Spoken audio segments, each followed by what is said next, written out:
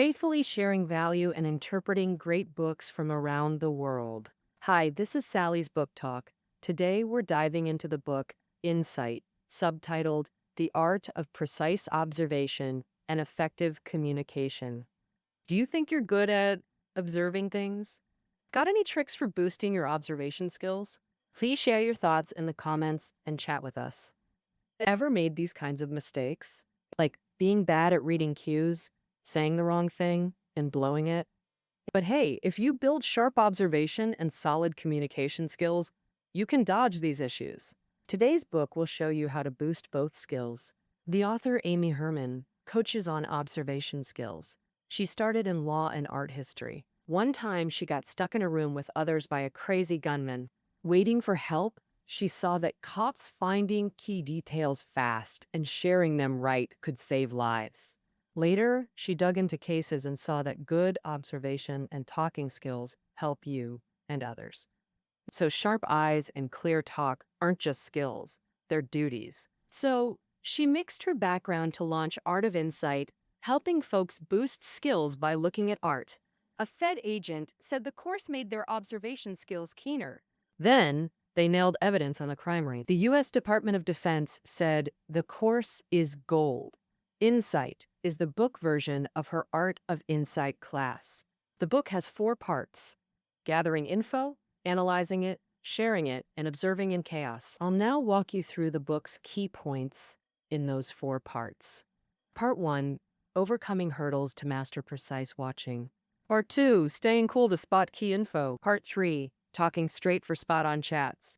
Part 4, adapting fast to messy scenes and unknowns. First up, Part 1, beating barriers to ace observation. This isn't just glancing. It's using eyes and brain together, focusing hard, thinking as you look, to really see. But our brains have 3 built-in barriers that weaken our observation skills.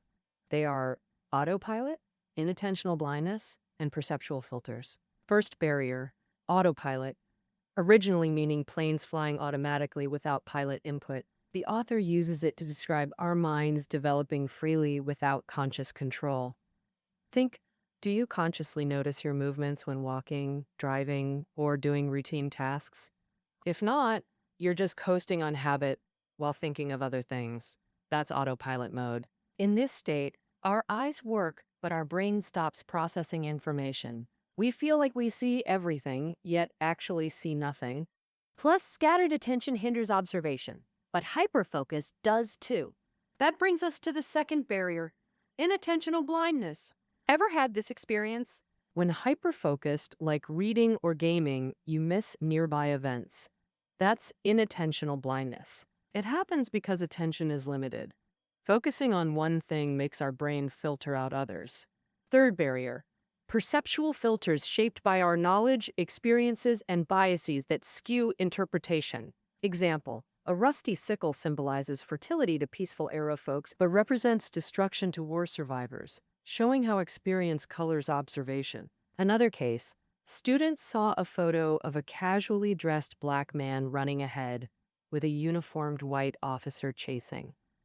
When asked what they observed, they said, "The black man committed a crime and was fleeing arrest." Reality, he was an undercover cop chasing a criminal with his white colleague. Prejudice made them immediately assume the black man was guilty. So, under perceptual filters, we often struggle to accurately observe and describe things. To develop precise observation skills, we must overcome these 3 major barriers. So, how exactly do we do that? The author suggests 2 methods. First, build observation habits through deliberate practice. Repeated training creates new neural pathways. Once established, observation becomes automatic, keeping your brain alert and preventing autopilot mode. Start with static objects like paintings. Pick one and observe without time limits. Look as long as needed, jotting down everything you see. Capture specifics. For clothing details, note even wrinkles. Button colors? Fabric type?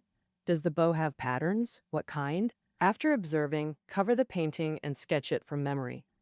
Don't worry about artistic quality. Just capture every detail. Compare your sketch with the original. Note missing details. Redraw after an hour. Repeat 3 times until you miss nothing. Beyond paintings, everyday items like bags work too. Once skilled, try observing moving objects. Moving targets are tougher, forcing your brain to capture information faster. With constantly changing scenes, you must activate observation skills instantly. More conscious observation builds neural pathways, making observation more natural. Practice during lunch. Stand outside, observe everything or everyone, and describe details, like appearance, features, clothing details, actions, expressions. At first, it's overwhelming, but persist. You'll start seeing previously missed details. So we've covered how to build observation habits. Now let's explore the second method for overcoming barriers, multi-perspective observation. This means constantly shifting viewpoints and discussing with others. As we discussed, inattentional blindness makes us hyper-focus on one detail while missing others, and perceptual filters make us interpret information through subjective biases. But consciously shifting perspectives helps fill gaps in information and ensures objective interpretation. For example, observing art involves at least 8 perspectives: front, back, left, right, near, far, high, and low. Each viewpoint reveals different details, giving new understanding of the artwork. Similarly, when observing environments, engage all senses, specifically see visual details, smell scents, hear sounds, feel textures. This gathers comprehensive environmental information. Also, observe facts from others' perspectives besides your own. This reveals hidden aspects and reduces bias. After multi-perspective observation, discuss with others to uncover additional insights. Their feedback helps identify your biases and reveals what you've missed. That concludes part 1. To recap, 3 barriers hinder precise observation: autopilot, inattentional blindness, and perceptual filters. Overcome them by first developing conscious observation habits. Second, practice multi-perspective observation. After these steps, we can gather information, but the real goal is finding problem-solving insights. This is called key information. Part 2 covers how to calmly analyze and find this key information. The author recommends the 3-pronged questioning method. This method has 3 questions. First, what's the priority order of known information? Second, what don't I know yet? Third, if I could get more information, what else would I need to know? Let's break these down. First, what's the priority order of known information? The top priority info in our brain directly drives our actions. If key information isn't prioritized first, we might make mistakes. The author once did a police simulation test. Holding a gun, he faced 3 dangers. In the first 2, people threatened him, but he didn't shoot. The third time, he learned robbers broke into his home while his son was there. Though the robber didn't harm him, he shot instantly without hesitation. What caused this behavioral difference? The author believes it's information prioritization. Since brains can't process everything at once, if we don't actively prioritize, our brain picks key info based on biases and triggers actions. Like in the case, the author's constant worry about his son made his brain instantly flag son in danger as key info, causing him to shoot without observation. To avoid such errors, we must actively prioritize, putting key info first. There are many prioritization criteria we choose based on context. Here are 3 common methods. First, prioritize by purpose. Say you're observing a cluttered room. Only items matching your goal are key.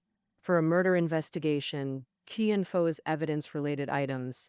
For artifact protection, key info would be antique pieces in the room. Other info should be noted but deprioritized once confirmed irrelevant. Prioritizing? Second method, prioritize by importance. Even purpose-aligned info needs importance ranking, because misjudging importance can also cause losses. The book mentions an organization responsible for protecting a historic site in Texas, receiving substantial annual government funding. As a result, they spent most funds expanding the site while underfunding repairs, causing damage to the original structure. After the New York Times exposed this, the government revoked their management authority. Their mistake stemmed from poor observation, failing to determine whether repairs or expansion better served preservation. This misplacement of focus happens often when we face multiple, equally important information points. Here's where urgency becomes our third prioritization criterion. Say you're juggling final exam prep and IELTS studying. Both affect your university applications, equally crucial. With limited energy, which comes first? Observe their timelines. Finals in 2 days versus IELTS in a year. Clearly, finals demand immediate attention. The more you consciously observe, the stronger your neural pathways grow, making observation instinctive. Practice during lunch. Stand outside, observe everything or everyone, and describe details aloud, like appearance, features, clothing details, actions, expressions. Initially overwhelming, but persistence reveals previously invisible details. Having covered habit building, let's explore the second method, multi-perspective observation, constantly shifting viewpoints and discussing findings. As discussed, inattentional blindness causes hyperfocus on single details, while perceptual filters impose subjective biases that distort interpretation. Consciously shifting perspectives helps fill information gaps while ensuring objective interpretation.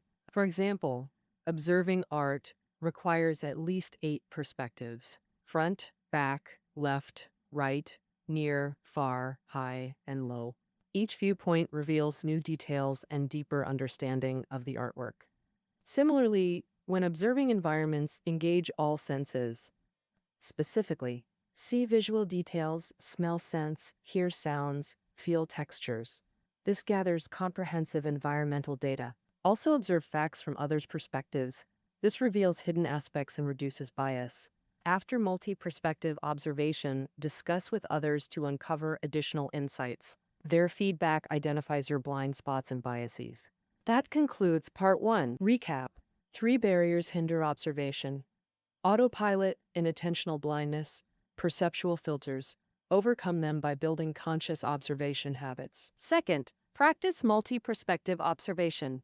After gathering information, our real goal is finding problem-solving insights. This is called key information. Part 2 covers how to calmly analyze and find key information. The author recommends the 3-pronged questioning method. It has 3 questions. First, what's the priority order of known information? Second, what don't I know yet? Third, if I could get more information, what else would I need to know? Let's break these down, starting with question 1. Prioritizing known information. The top priority information in our brain directly drives our actions. If key information isn't prioritized first, mistakes happen. The author once participated in a police simulation test. Holding a gun, he faced 3 dangerous scenarios. In the first 2, attackers threatened him, but he didn't shoot.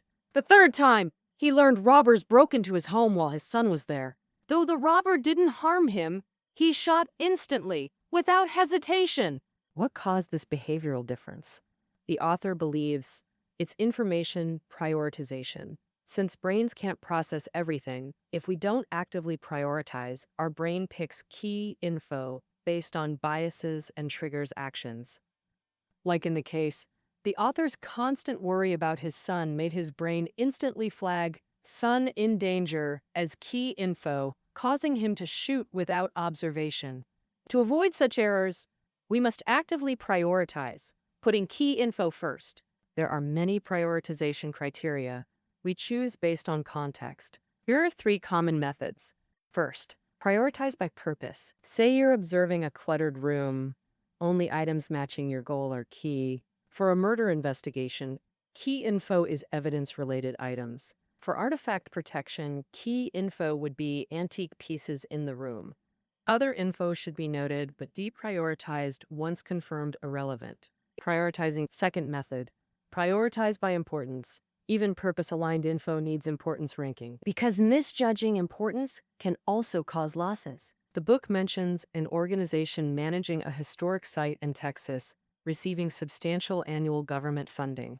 As a result, they spent most funds expanding the site while underfunding repairs, causing damage to the original structure. After the New York Times exposed this, the government revoked their management authority. Their mistake stemmed from poor observation, failing to determine whether repairs or expansion better served preservation.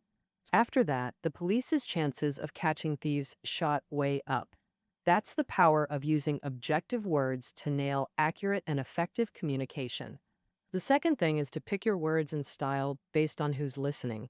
Communication's all about both sides translating each other's talk in their heads and bouncing back feedback. And so to keep communication effective, we got to know our audience and chat in a way they get. Like when giving a speech to experts, go heavy on the jargon, but for regular folks, swap fancy words into simple, easy to digest stuff so everyone follows. The third thing for spot on communication, use the 3R strategy. The 3Rs are repeat, rename, and reframe. Repeat means asking someone to say back what you told them in their own words to make sure they really got it. If you're worried that might bug them, just ask them to rate or comment on what you said instead. So, like after handing off work to a coworker, ask them which part of this task feels toughest or most complicated to pull off. Through their feedback, you can tell if they truly understood what you meant. Renote in the 3R strategy means tossing a new name or label on keywords when communication hits a snag. For instance, if a contract's messed up but the other side won't renegotiate, switch to saying supplement the contract. They'll likely go for it easier. But watch out. When renaming, stick to synonyms that keep the original meaning, or it defeats the whole point. Reframing the 3R strategy means rehashing the whole thing in fresh words. It's not swapping out one word, it's rewording the entire sentence differently. Like, instead of blurting, "you suck," which might embarrass or tick them off, reframe it as, "you've got tons of room to grow." That way, they're way more open to it. In the book, the author shares another example to show reframing's magic touch. A blind old man sat on the street begging, with a donation can and a sign saying, "I'm blind, please help," but no one gave him cash. An advertising professional walked by and noticed this. So he wrote on the back of the sign, "It's a beautiful day. You can see me, but I can't." People were moved by this and started tossing money into the old man's can. Finally, the can overflowed with money. These examples show that communication barriers often lie not in content, but in delivery. Restating things in more resonant ways makes communication more effective. Those are the three methods for ensuring accurate, effective communication. First, use objective words to ensure accurate information delivery. Second, tailor expression and wording to your audience. Third, use the 3R strategy: repeat, rename, and reframe. That concludes our methods for observation and communication. But chaotic situations exist where observation can't gather enough information.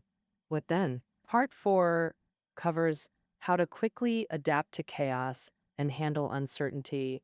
Life isn't smooth sailing. Beyond routine issues, we face many unexpected challenges. For example, the 2012 Aurora mass shooting left 12 dead, 70 injured, flooding hospitals with casualties.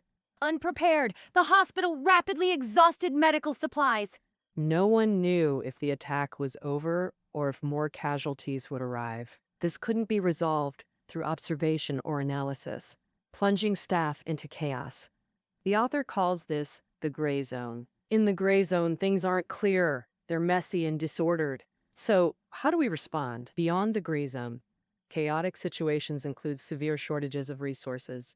Information, time, materials, people, money. In these cases, the author suggests observing available resources. What's available? Then break conventions and use resources in unconventional ways. Like Ghanaian artist El Anatsui at an event. Given no resources, he created art from locally found materials. Anatu carefully scanned the surroundings and realized industrial waste was everywhere.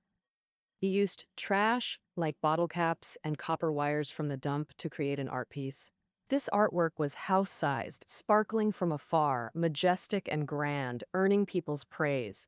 So, resource shortages are scary, but shifting your mindset and flexibly using what's available helps tackle chaos.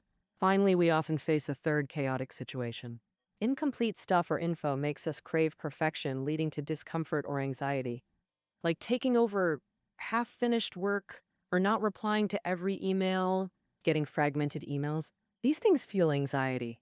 If you let anxiety spread, It drains your focus, causes procrastination or resistance, and leads to bad decisions. So don't let it control you. Use what you've got. And observed info to handle situations. For instance, the author was in a hotel and heard a woman outside yelling about calling the cops. As a solo female traveler, she didn't dare go out to see what was up. She waited, heard the screams continue, and no one helped. The author figured other guests didn't act because they lacked full info, weren't sure what happened, so they ignored it. But as an insight coach, she believed in never ignoring any info. Though the info was spotty, based on what she had, she could tell the woman was in trouble, so she called the police. When cops arrived, she first said her info was incomplete, then objectively relayed what she heard. The police investigated and busted a prostitution ring operating outside. Later, she found out she was the only one in the whole hotel who reported it. This made her realize, with incomplete info, overcoming emotions and using what you've got to solve problems makes you stand out. All right, that wraps up part 4. When dealing with chaotic information, we can use 3 methods. Let go of things that can't be solved through observation, and focus on what's known and certain. Shift your mindset. Flexibly use existing resources to handle shortages, and make the most of what you've got when info's incomplete. With that, we've covered the main insights of the book. When you build an observation habit, you'll see the world more clearly, spotting clues to opportunities and warnings of risks. These small but vital things not only help you solve others' problems, but also drive your own success. After this episode, have you gained a fresh take on insight? Feel free to drop a comment in the comments section. That wraps up our deep dive into insight. Reading notes are below the audio. Catch you next time.